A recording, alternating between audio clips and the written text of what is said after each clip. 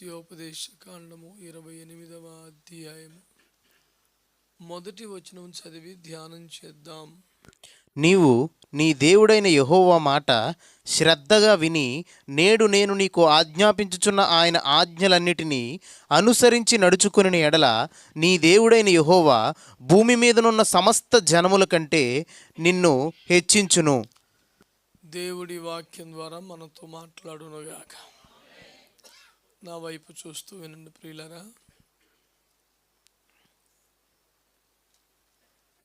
మన దేవుడు సత్యవంతుడు, యథార్థవంతుడు.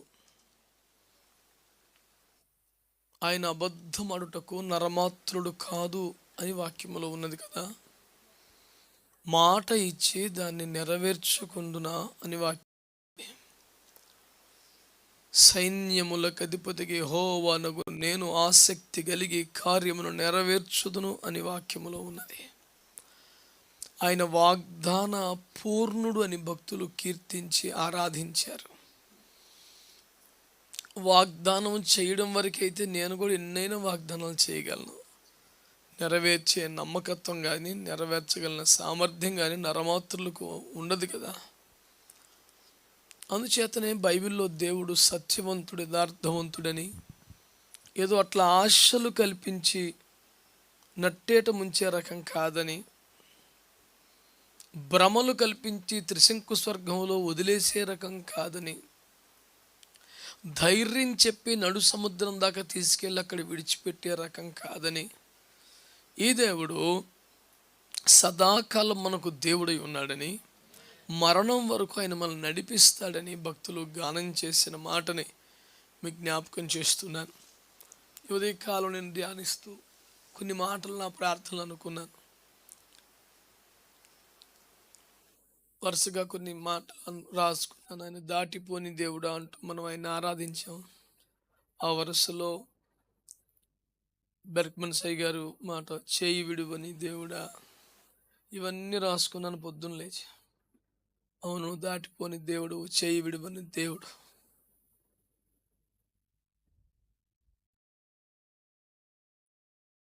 ఒక భక్తుడు గానం చేస్తాడు, నిరాశపరచని దేవుడు.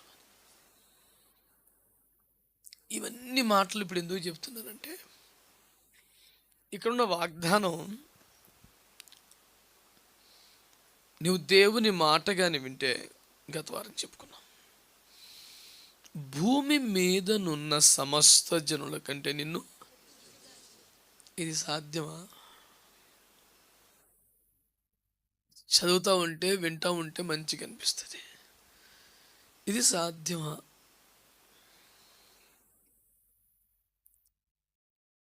మనల్ని ఆదరించడానికి, మనల్ని ప్రోత్సహించడానికి, మనల్ని బలపరచడానికి చెప్పినట్లు అనిపిస్తుంది. కానీ నిజంగానే భూమి మీద ఉన్న మనుషులందరికంటే మనం హెచ్చించబడటం కుదురుద్దా? సాధ్యమా? ఇలాగాని అడిగితే నాకంత ఆశయం లేదండి, దేవుడి ప్రేమతో వాగ్దానం చేశాడు కానీ నేను 3 పూట్ల తిని దేవునికి అవమానం రాకుండా బతికి నాకు అదే చాలండి బాబు అని అనేస్తాం. మళ్ళీ విస్తరించి మాట్లాడేంత శక్తి కానీ ఓపిక కానీ నాకు లేవు. కానీ ఈ ఒక్క మాట మీ దృష్టికి తేవాలని బాగా ఆశపడుతున్నాను. నేను చాలా సంవత్సరాలుగా నా ప్రసంగాల్లో మాట్లాడుతున్నప్పుడు ఒక మాట అంటాను ఎక్కువగా, బైబిల్లో అతిశయోక్తులు లేవు అని. అంటే విషయాన్ని కాస్త ఎక్కువ చెప్పడానికి వాడే పదాలు. ఉదాహరణకి చాలా చెప్పాను మీకు. నేను పెండ్లి సంబంధాల విషయంలో అబ్బాయిని చుక్కల్లో చంద్రుడని, అమ్మాయిని బంగారం అని అంటారు. నిజమునకు వారు బంగారం అని కాదు, విలువైన వ్యక్తి అని చెప్పడానికి. చుక్కల్లో చంద్రుడు అని ఎందుకంటారండి? కోట్ల కోట్ల తారలు ఉంటాయి కానీ చంద్రుడు ఒక్కడే కదా. ఇలాంటి వాళ్ళు కొన్ని కోట్ల ముందు ఉంటారు కానీ మామూడు లాంటాడు మాత్రం ఒక్కడే అలాంటి వాడు ఇంకా లేడు అని చెప్పడానికి. నిజానికి అతను చంద్రుడు ఏమీ కాదు, మనిషే కదా. అంటే కాస్త అతిశయంగా ఘనంగా చెప్పడానికి అలా అంటారు. ఇలాంటి అతిశయోక్తులు బైబిల్లో దేవుని గురించి ఉండవని, ఆయన గురించి ఏదైనా రాస్తే అవి నిజంగానే నిజమని, యథార్థమని నమ్ముతూ నేను ప్రకటిస్తున్నాను అనేక సంవత్సరాలుగా. మరి అతిశయోక్తి కాకపోతే ఇది నిజమా? ఏది? ఒక వ్యక్తిని పట్టుకొని నిన్ను భూమి మీద ఉన్న మనుషులందరికంటే హెచ్చిస్తాను, నిజంగా జరుగుద్దా? నీ కుటుంబంలో నువ్వు మిగతా వాళ్ళకన్నా హెచ్చించబడతావంటే కొంచెం నమ్మొచ్చు. పోనీ మీ బంధువుల్లో నువ్వే పైగా ఉంటావంటే సరిపోద్ది విశ్వాసం. పోనీ మీ ఊర్లో నువ్వే టాప్ అవుతారా బాబు అంటే నమ్మకం కలుగుద్ది, పర్లేదు. కానీ దేశము కాదు, ఏకంగా భూమి మీద ఉన్న మనుషులందరికంటే చదువా, జ్ఞానమా, డబ్బా, అధికారమా, బలమా, అసలు ఏ రూట్లో నమ్మొచ్చు దాన్ని? నమ్మలేనంత మాట అయితే దేవుడు కూడా మసిబూసి మారేడికాయ చేస్తున్నట్లేనా? అరచేతిలో పోసి మోచేదాకా నాకిస్తున్నారంటారే, ఆ రకమా దేవుడు?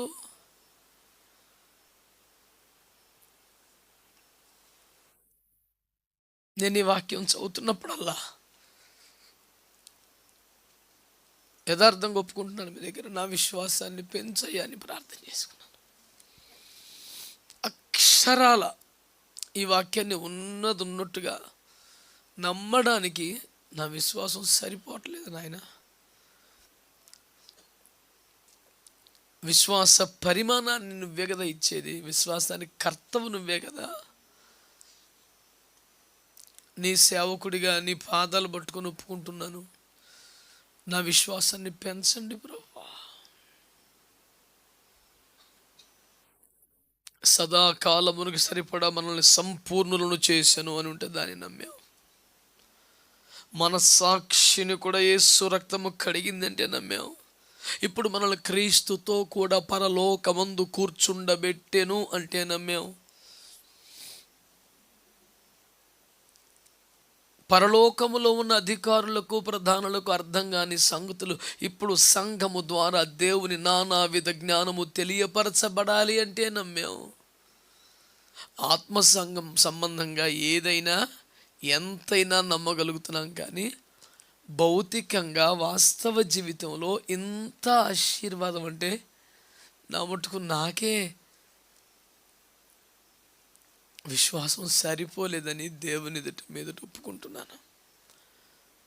కానీ ప్రార్థనలు చేస్తూ ధ్యానిస్తున్నప్పుడు ఎక్కడ బలహీనత రావట్లేదు, ప్రభు బలపరుస్తున్నారు. నమ్ము నమ్ము. మార్తమ్మతో ప్రభు అంటాడు, నమ్మితే దేవుని మహిమను చూస్తామని నీతో చెప్పలేదా?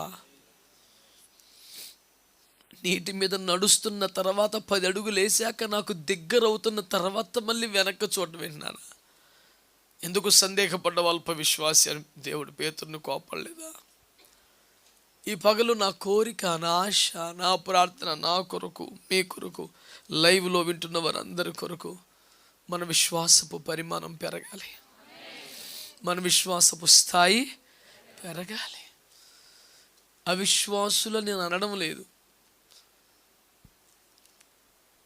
ఇంకా ఎక్కువగా దేవుని నమ్మే విశ్వాసం కావాలి. ఆయన ఒక్కడే దేవుడని, పాపాలు క్షమిస్తాడని, ఎప్పుడు ఎక్కడ ఎందుకు ఎలా జీవితం ముగించిన పరలోకం తీసుకెళ్తాడని, ఈ విషయాల్లో మనకేం డౌట్ లేదు రాదు. కానీ ఈ భూమి మీద నువ్వు హెచ్చించబడతావు అంటే హెచ్చింపబడుటను కోరుకొని కాదు కదా, ఘనతను కోరుకొని కాదు కదా. దేవుడు ఒక మాట అన్నాడు, దాన్ని స్థాపిస్తాడు. ఆమేన్. రోషము కలిగే మాట నిలబెట్టుకుని దేవుడు ఆయన. ఏదో అన్నం లేవా, కుదురుద్ది కుదరపోద్ది వదిలేయి అనే రకం కాదు ఆయన. అందుచేత దేవుని వాక్యాన్ని మనం ఆలోచన చేస్తే ఈ వాగ్దానం నిజంగా నెరవేరుతా. ఏంటో వాగ్దానం? భూమి మీదున్న సమస్త జనముల కంటే నిన్ను హెచ్చించదను. ఒకటి రెండు సందర్భాలు మీ దృష్టికి తీసుకొస్తాను. ఆదికాండం 12వ అధ్యాయం.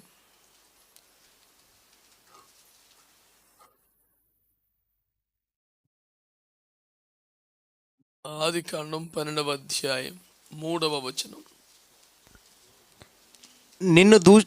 నిన్ను ఆశీర్వదించు వారిని ఆశీర్వదించదను, నిన్ను దూషించు వారిని శపించదను. భూమి యొక్క సమస్త వంశములు నీయందు ఆశీర్వదించబడునని అబ్రాముతో అనగా. విన్నారా మాట? భూమి యొక్క సమస్త వంశములు నీయందు. భూమి మీద ఆశీర్వదింపబడిన వంశములో నీ వంశము కూడా ఉంటుంది అంటే సరిపోద్ది, విశ్వాసం కదా. కానీ భూమి మీద ఉన్న సమస్త వంశములు నీయందే ఆశీర్వదించబడతాయి అంటే భూమి మీద ఏదైనా ఒక ఆశీర్వదింపబడిన వంశం అంటూ ఉంటే అది అబ్రహామునందు ఆశీర్వదింపబడ్డ వంశమే అయి ఉండాలన్నమాట. ఎట్లా నమ్మటం ఇది?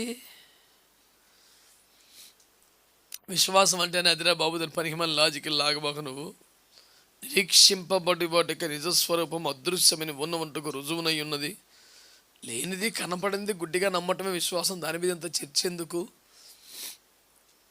విశ్వాసం అంటే ఏమిటని నేను చర్చించటం లేదు. దేవుని వాగ్దానములు ఉన్నది ఉన్నట్టుగా నమ్మే అంత విశ్వాసం ఉందా అనే విషయాన్ని చర్చిస్తున్నాను. అంత విశ్వాసం ఉండాలి అని కోరుకుంటున్నాను. దేవుని మాటలను సందేహించకుండా నమ్మేసే అంత విశ్వాసం కావాలి అని కోరుకుంటూ ఉన్నాను. అబ్రహాము గారి పరిస్థితులు చూడండి. దేవుడి మాట చెప్పే నాటికి అబ్రహాం గారి పరిస్థితి ఏంటండి? చిన్నప్పుడు అమ్మ చచ్చిపోయింది. పట్టణంలో తీసుకెళ్ళి బ్రతుకుదెరువు చూపిస్తానని బయలుదేరదీసిన నాన్న దారిలో చచ్చిపోయాడు. ఊరు అనే ఊరిలో బయలుదేరారు. హారానికి వచ్చాక నాన్న చనిపోయాడు. ఆయన తీసుకెళ్ళి కొడుకు మంచి బతుకుదెరువు చూపించాలని కోరుకున్న ప్రాంతం హారాన్ ఏమి కాదు. కొంతకాలం ఉండాల్సి వచ్చిందంతే. చిన్నప్పుడేమో అమ్మ చనిపోయింది. బ్రతుకు తెరుగు చూపిస్తారని బయలుదేరిన నాన్న దారిలో చనిపోయాడు. వారికి ఇంకా సంతానమే లేదు. తను తన భార్య చిన్నప్పుడే అమ్మను నాన్నను కోల్పోయిన లోతు తోడు. ఎటు చూసిన శూన్యమే, నిరాశే, వయసు మీద పడుతున్న పరిస్థితులు. ఆ టైంలో దేవుడు నిలబడి మాట్లాడి, నాన్న నువ్వేం భయపడకు, నిన్ను అనేక జనములకు తండ్రిగా చేస్తాను, ఇక మీద నువ్వు అబ్రాము కాదు అబ్రాహాము అంటే దాన్ని నమ్మడానికే టన్నుల కొద్ది విశ్వాసం కావాలి. ఒక దైవజనుడు పాట రాస్తాడు, మృతతుల్యుడునగు నన్ను జనములకు తండ్రి అని పిలిచావు. ఆల్రెడీ డజను సంతానం కలిగిన యాకోబుతో, నాన్న నీ వంశం అభివృద్ధి అవుద్దంటే నమ్మడానికి పెద్ద ఆశ్చర్యం ఏమి ఉండదు కదా.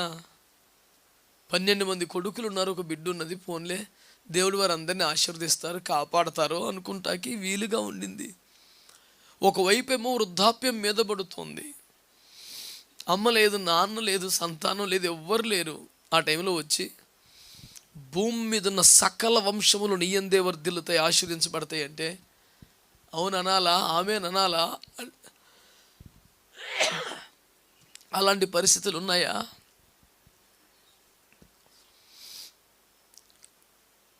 ఇవన్నీ నాకు ఎందుకు లేవు, మా నాన్నగారు ఏదో ఊరు తీసుకెళ్తున్నాడు, తీసుకెళ్ళిపోండి. ఎవరికి చేయి చాపుకొని నా బతుకు నేను బతికేంత మార్గం తెరవండి. నీకు ఇష్టమైతే నన్ను సంతానవంతుని చేయండి. ఇంతకన్నా నాకేం కోరికలు లేవు అనేదే అబ్రాహాం హృదయం. నిజంగానే కోరికలు కలిగిన మనిషి ఏమి కాదు ఆయన. దేవుడు నన్ను పిలిచాడు, దేవుడు నాతో మాట్లాడాడు, దేవుడు నన్ను నడిపిస్తున్నాడు, నా జీవితానికి చాలు అనుకున్నాడు ఆయన. నాకు ఇది కావాలి అది కావాలని ఆశలతో ఆయన ఏమి లేడు. కానీ ప్రభు అంటాడు, నీవు నా మాట వింటే నిన్ను ఎంత ఆశీర్వదిస్తానంటే భూమి యందున్న సమస్త వంశములు నీ యందే ఆశీర్వదించబడతాయి. మీరు నోరు తెరిచి చెప్పండి, నాకు నమ్మడానికి తగిన పరిస్థితులు అబ్రాహాం గారికి ఉన్నాయా? పర్లేదు మాట్లాడండి. తన వయస్సును చూస్తే నమ్మకం వస్తుందా? ఎండిపోయిన తన కుటుంబాన్ని చూస్తే నమ్మకం వస్తుందా? ఇంకనూ దర్శింపబడిన తన భార్యను చూస్తే నమ్మకం వస్తుందా? జీవనోపాధి కూడా ఏమి లేనంతగా కనబడుతున్న స్థితులను చూస్తే నమ్మకం వస్తుందా? అమ్మ జ్ఞాపకాల, నాన్న శవమా, ఏం ధైర్యం చెప్తుంది చెప్పండి? ఎటు చూసిన నిరాశ, ఎటు చూసిన ఎడారే. ఆ దశలో ప్రభు అంటున్నారు, భూమి మీద ఉన్న సమస్త వంశములు ఎందు ఆశీర్వదించబడతాయి.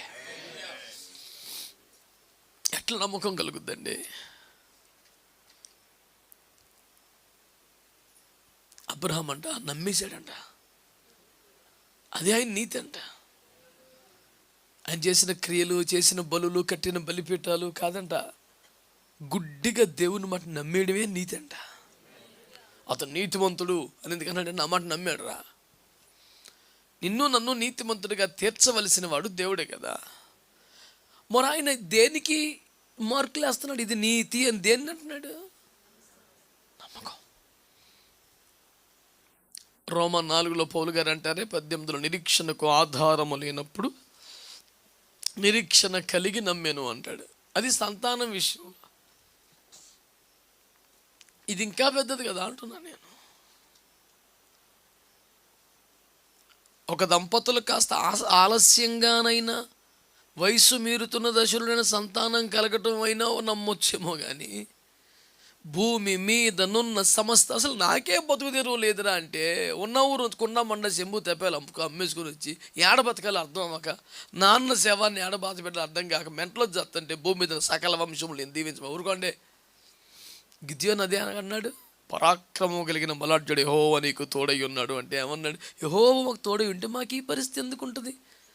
మా బిడ్డలు చేరపట్టుబడుతున్నారు, మా పిల్లలు చంపబడుతున్నారు, మా దేశము దోపిడికి గురవుతుంది, భయం గుప్పిట్టు బతుకుతున్నాం. దేవుడే మాకు తోడుగా ఉంటే ఎందుకు జరుగుద్దయ్యా? గిద్యోను విశ్వాసి అందామా? చుట్టూన్న పరిస్థితులు ఉక్కిరి బిక్కిరి చేసేస్తున్నాయి. ఓ భక్తుడు గానం చేసినట్లు, ఏ వైపు చూసినా క్షేమము లేదు, నలుదిక్కుల ముప్పేట దాడి జరుగుతుంది. అప్పుడైతే ఏమో నాకు ఇవన్నీ తెలీదు, దేవుడు చెప్పాడు కదా నేను నమ్ముతున్నాను అనుకుంటున్నాడు.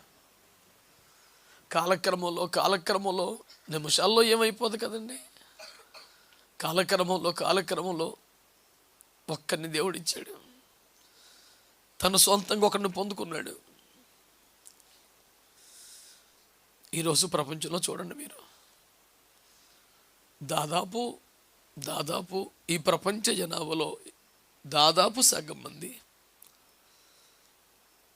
మేము క్రైస్తవులము అని, అనగా మేము అబ్రహాము సంతానం అని బాహాటంగా ధైర్యంగా చెబుతున్నారు.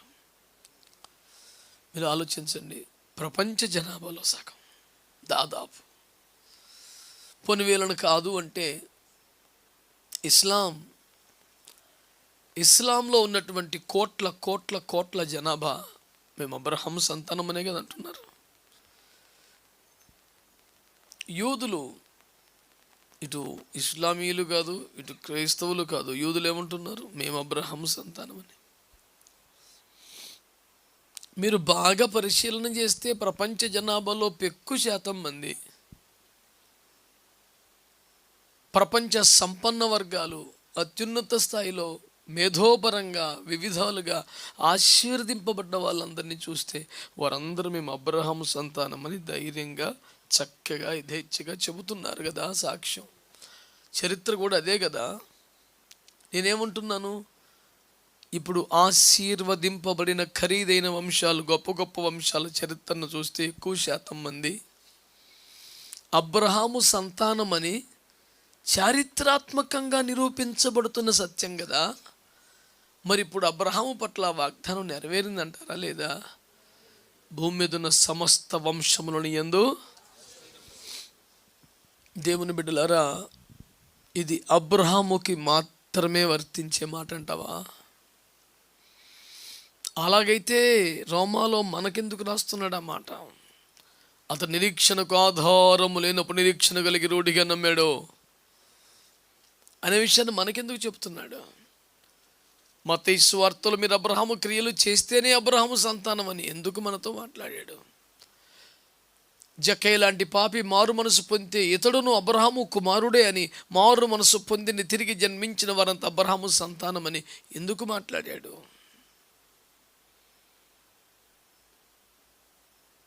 స్త్రీమూర్తులతో మాట్లాడుతూ పేతురు బతికిలో మీరును వినయమూర్తులైతే శారమ్మ సంతానమే అని ఎందుకన్నాడు?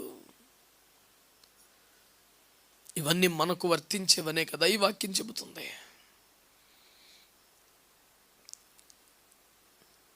భూమి మీద ఉన్న సమస్త వంశములు జనములను ఎందు దీవించబడతాయనే మాట నమ్మశక్యం కానంత పెద్ద మాట. వయస్సు మీరుతున్న దశలో సంతానం కలుగుద్ది అనే మాట నమ్మడం కంటే కూడా ఇంకెక్కువైన విశ్వాసం అవసరమయ్యే మాట. కానీ అది నెరవేరింది.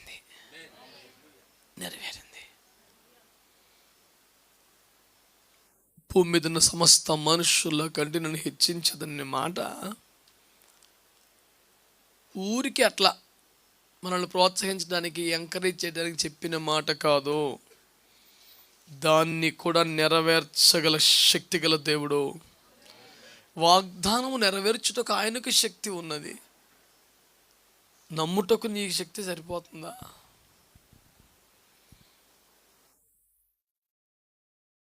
నీ ఒడి నిండా గింజలు వేయటానికి యజమాని ఇష్టపడుతుంటే ఒడి పట్టుకునే శక్తి నీకు లేకపోతే ఎలా? ఎన్ని పాత్రలు తెచ్చినా నూనె నింపుటకు ఆయన సిద్ధంగా ఉంటే అసలు నేను పాత్రలు తేలేను బాబు అంటే ఎలా అప్పు తీరేది? ఈరోజు మనం విశ్వాసాన్ని ప్రోధి చేసుకుందాం. ఈ స్థాయి విశ్వాసం కొరకే ఆశపడదాం.